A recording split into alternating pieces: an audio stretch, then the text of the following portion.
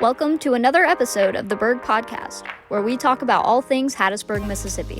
Also known as the Hub City or just the Burg, Hattiesburg is a bustling town in southern Mississippi. It's an educational, cultural, business, and medical hub for the region, and we're pleased to share stories from our community. On today's episode of the Burg Podcast, the focus will be on 3 individuals and their outdoor experiences. First up, we have Alex Sahaney interviewing Rowdy Bro on being an outdoor expert. I'm Alex for the Burg Podcast. Today's guest is Rowdy Bro, who is an outdoorsman that does anything that involves wide open nature, whether it's fishing, hunting, or anything else. He has agreed to sit down with us and answer a few questions regarding the outdoor opportunities that everyone can access right here in Hattiesburg. Hey, Rowdy, thank you for coming down and sitting down with us. Hey, today. man, no problem. Thanks for having me. All right, Rowdy, let's just jump right into it then. No point in wasting time. My first question is real simple. What are some of the most popular outdoor activities available in the Hattiesburg area? Well, I'd say easily my favorite, and I feel like it would be everyone's favorite when it comes to outdoors, would be going on hikes and fishing. But the number one, fishing. Fishing, I know you're good. This is actually how I met Rowdy for the viewers. We were out there fishing, and I saw him, so we sparked up conversation. Yeah. All right, Rowdy. Can you highlight any hidden gems or lesser-known outdoor destinations that locals and visitors should explore? Well, I would say for local visitors, I would highly recommend Lake Sahoy. It's a really big lake. I actually went down there not too long ago, and I was fishing out there, and I caught a really big fish, a good bass, and it's freshwater. It's just a good environment. There's also like woods around, and trails and stuff. A lot of people like to play frisbee golf, I'm pretty sure it's called. Yeah, frisbee golf. I know frisbee golf actually kind of taking the world by storm right now. There's a lot of guys getting into it. But if you're in the outdoors, Lake Sahoy. Yeah, and Lake Sahoy has not been talked about enough, I feel like. I agree. It doesn't really get the respect it deserves. That's actually where I met Rowdy, but... That is where we met. And, it's a great time to fish. It is. Rowdy, how would you describe the natural landscapes and environments that people can experience in Hattiesburg? Kind of like... What are you getting when you're coming to Hattiesburg, expecting to be an outdoorsman, expecting to get out into nature? So when you first come in, you have the city, but there's actually a lot of outside parts. Like there's multiple golf courses and ponds and lakes, and like we were talking about earlier, like we met at that lake today, and there's just so many good fishing spots and just good areas to kind of hang out and just chill and stuff, enjoy the outdoors, I completely understand what you're talking about. That's where you found me. If we talk about any specific parks, trails, or recreational areas that you recommend for outdoor enthusiasts, we already talked about Lake Sahoy. Right. Are there any other, what else would you recommend when it comes to someone, whether it's fishing, hiking, just wanting to get out and into the outdoors? What would you recommend? Well, there is a trail, behind campus. The Longleaf Trace. Yes. And just being outdoors, that's a great place to go, I don't bike. I usually just walk, but it's a great place to, just get outside and just walk. It's a long trail. It used to be a railroad, I'm pretty sure. It goes on for miles and miles. Does. I mean, you can get out there on the Longleaf Trace, and you'll be walking there for the rest of your life if you try to walk the entire thing. That's also a good outdoor activity, just going down there, and if you want to get outside, go down that trail too. All right. How does the changing of seasons impact the outdoor activities and experiences that are available throughout the year? So I know it gets cold. Sometimes certain outdoor things you just can't do. I know the fish move a little slower during the cold. Yeah. But how would you say the weather changes things? And are there any activities that you could still do even when it's cold outside? Yeah. So like I said about the golf courses, I go golfing a lot. So whenever it's cold outside, you could still golf and enjoy a good time. But if you want to fish, they're not going to be biting as much, but it's still like a great time. If you want to have something to do outdoors when it's cold, golfing is a good thing to do. Right, golfing isn't the most fun thing in the cold, but if you're getting outside, at least you're kind of pumping your body, you're moving around a little bit, kind of warms you up a little bit. Or like I said, just going on walks, on the trail, anything. Yeah, the walks. It kind of gets hard when it gets nippy and cold, especially for somebody like me. I can't stand the cold. Yeah, but I'm obsessed with fishing, so I can't. I mean, they still bite, but it's just harder. So if there's something else outside, I recommend golfing. That's definitely what I recommend. In your opinion, what makes Hattiesburg a unique and rewarding destination for outdoor enthusiasts? Why did Hattiesburg really catch your eye as an outdoor spot? Well, it caught my eye when I first got here. I grew up in Louisiana, and obviously that's how I got really into the outdoor life, such as fishing and all that, and trails. And I came up to Hattiesburg, and whenever I was at school here, I didn't expect that when I got here. So I kind of, just went out on an adventure. I got one of my buddies. We went out. We looked on the maps, found a couple ponds and stuff. That's how we found Lake Sahoy and all those other places, golf courses. So we went out there and, just had such a good time outdoors. And that's... And so now you're in Hattiesburg now. You're living in Hattiesburg, yes, correct? Sir. Okay, and you're living in Hattiesburg. Getting outdoors anytime you can. I know from our few talks that you're big into the outdoors. Oh yeah. Can you share any personal anecdotes or any kind of memorable experience from your own outdoor adventures in Hattiesburg? Man, there is a good bit of them, but I'd have to say. I was fishing with my buddy a couple years back, and we were at this small little pond that we found on maps, and we were fishing out there, and my friend casted his line out, and when he was reeling in, he actually caught the smallest fish I've ever seen. I think it was a bluegill or some type of freshwater fish, and he pulled it in.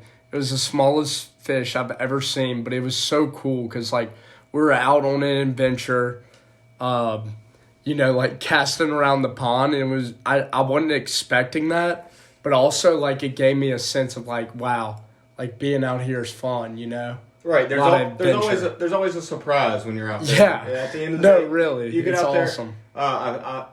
I think that in life, we're kind of engineered to doing the same thing over and over again. Right. And once you're out in nature, there's always surprises and something around the corner that you don't know what's coming next, and that's a good bit of a change of pace. Yeah. In the world that we live in today, that's all cell phones and scrolling. Exactly. When it comes to fishing, I know we've been talking a lot about fishing. What is the best kind of fishing to do here in Hattiesburg? 100% bass fishing. 100%. That's your personal favorite, the bass fishing? And also any type of freshwater fishing. Hattiesburg, there's not really salt water around, so it's just, all those ponds and the lakes and all that. It's all freshwater. So if you go fishing, I recommend bass fishing, using worm and all that. I know people are big into bass fishing. I'm not the biggest fisherman known to man, but I dabble a little bit, and when I do, I like to bass fish. And I know you showed me a picture of some ginormous catfish that you had caught not too long ago. So there's definitely something for everyone. Oh yeah. We probably know the answer to this, but I'm going to ask it anyways because it's in in one of my questions that I wrote up. What is your favorite outdoor spot or activity to do that Hattiesburg has to offer? So what's your favorite thing to do, and when you're doing it, where do you most like to do it? Well, fishing, obviously. Yeah, it's definitely. And I feel like I said it earlier, but definitely fishing at Lake Sohoy. There's a reason it's popular. It's because it's good. It's huge. You can walk all the way around. I completely understand. Also, another thing I did that was really fun outdoors in Hattiesburg, we actually went down this creek. It's kind of off the interstate when you come up here. Went down this creek. It was really fun. We went on kayaks. Okay, yeah, there you go. That's what I'm saying. It's called Black Creek, but that was also a good time, and it was fun. So. Okay. Now here's a question about yourself. How did you decide to become an outdoorsman in the Hattiesburg area? I know you said that you're from Louisiana, so what brings you here constantly outdoors and doing your thing? Well, I got a job up here after I dropped out of college, and originally I thought there's not much to do up here because, I was kind of living like near the city downtown, so I was thinking like, all right, I'm going to go find something to do, and I have some friends down here and stuff, so I was like, hey, you want to go fishing or find a spot? So I pulled up the maps and found places to go, found all these trails and stuff. It's awesome. So and then I fell in love with it, obviously, just going back and forth. So, all right, Rowdy, I got one more question for you today. Yes, sir. What advice do you have for anyone that wants to get into nature and try to experience the outdoors here in Hattiesburg? My advice would be, for me, this is coming from myself, but whenever you're like really, if you have something going on, you're stressed out or something, just, go outside, I was mentioning those places earlier, such as the lake and the trails and the creek, like, you just gotta go out there and, if you take a walk down the trail, just kind of feel the energy, that's what I recommend. All right, Rowdy, thank you so much for sitting down and talking with us. I hope you get out tomorrow and catch the biggest fish ever. I will. All right, I appreciate you, Rowdy. Next up, we have Aiden Tarrant with an essay reflecting on a kayaking incident that changed his life. It was late May of 2021. I had recently graduated high school after a very tumultuous year of world-altering events. Everyone listening for now was alive, so enough said. I was so happy high school was over and was ready to kick back before college.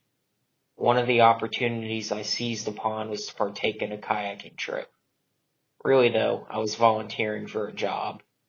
This kayaking trip was one last blowout for me and for my younger brother, Brennan, who I just call Bren. It was also Bren's first time kayaking on a river. Fellow kids of his age, Braxton, Daniel, and Thomas, accompanied us. They were all around the age of 15, and so I was the oldest kid responsible. I had been responsible for them on a few camping trips before. We had never gone on the water together, though. The plan was to kayak the Okatoma Creek in Seminary, Mississippi. I had done this before, but this was the first time that I was the oldest and in charge. There were two bad omens before we embarked. First, there had been a really bad storm the night before. Bad enough that we wondered whether or not it would be open.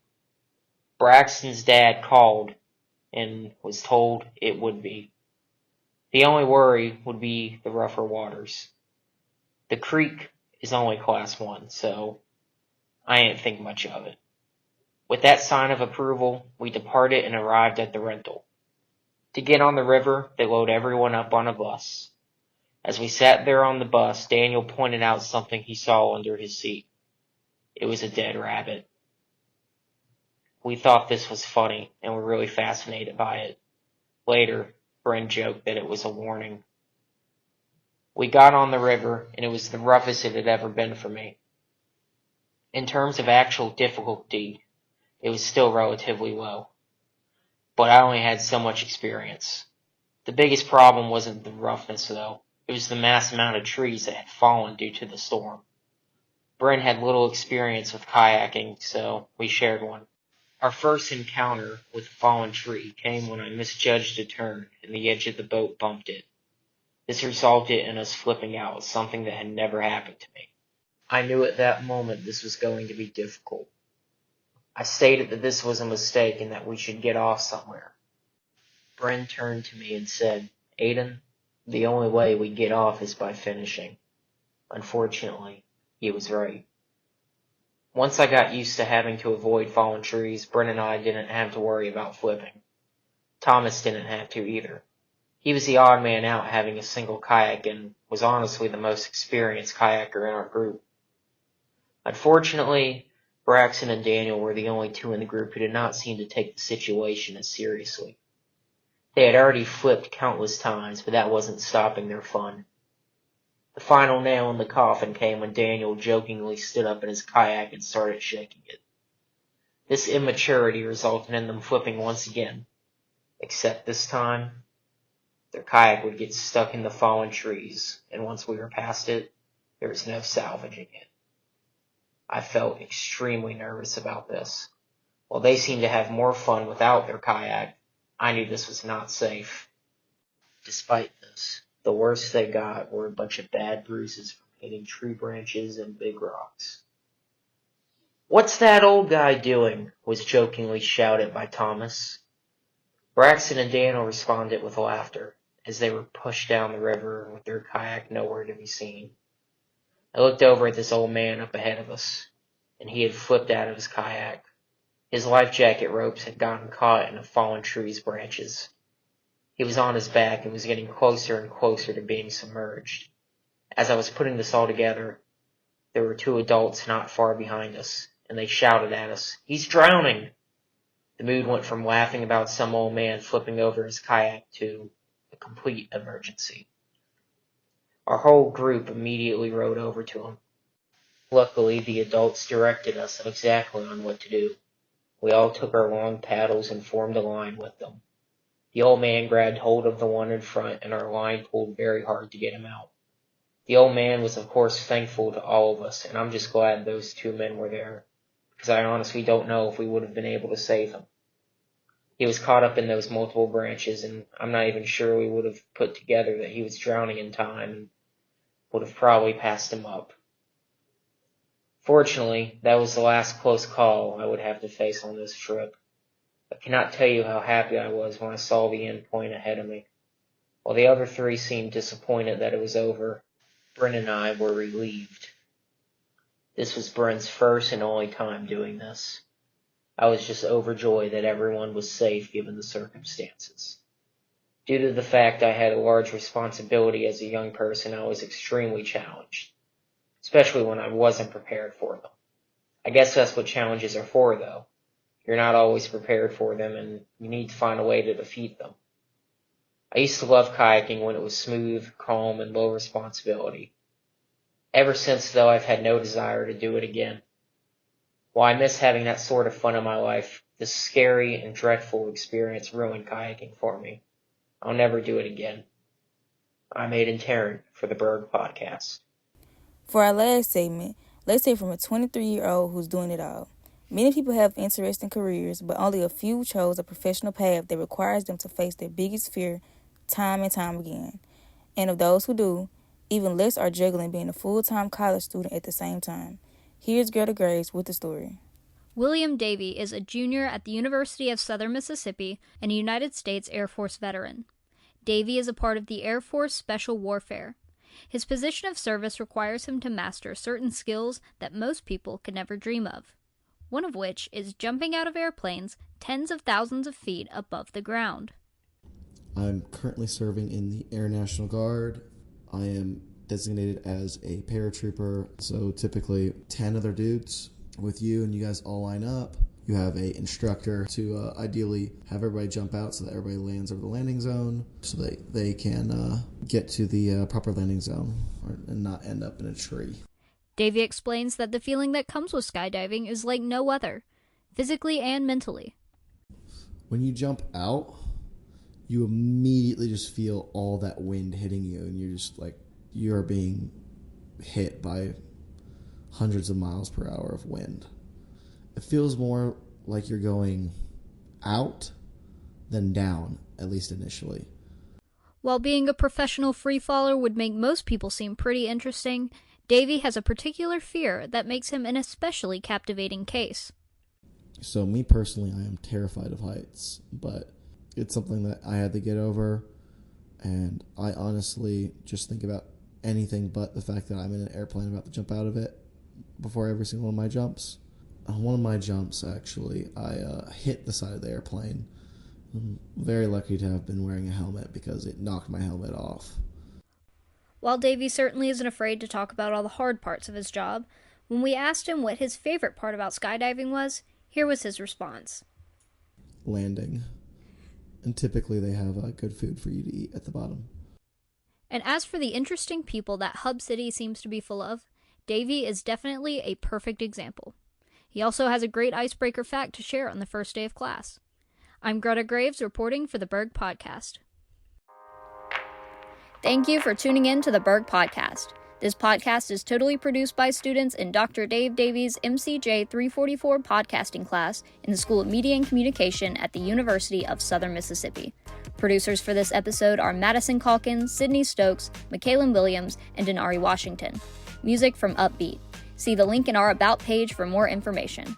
Cover artwork by Madison Calkins and Greta Graves.